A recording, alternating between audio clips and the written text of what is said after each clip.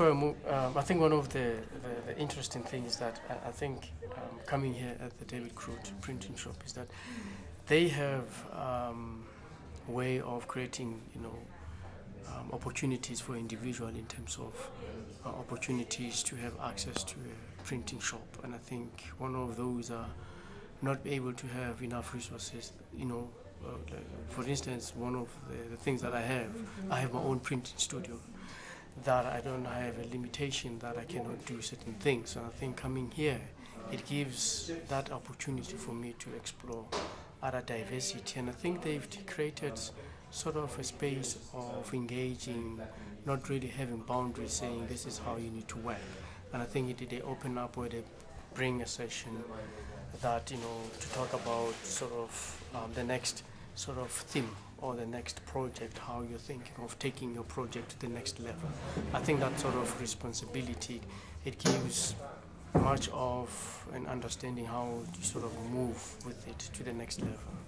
And I think the other thing that I found interesting that David is a person who interacts a lot with individuals, and then he passionate to make a difference to individual in terms of creating opportunities of becoming a good printmaker or becoming a good artist. And I think that it's been evident in many levels based on so many artists who today are well known. And I think it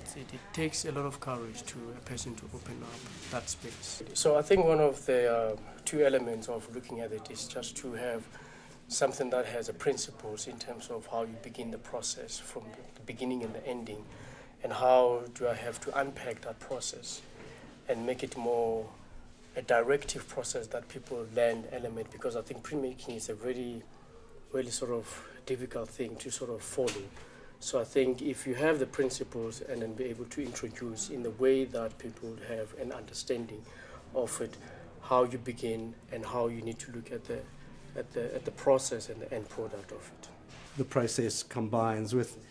your trying to connect your visual art career with your music making career, right, with this desire which you've done to educate people, especially right, young people, where you've been so active, right, in teaching. The most important thing for me and significant is that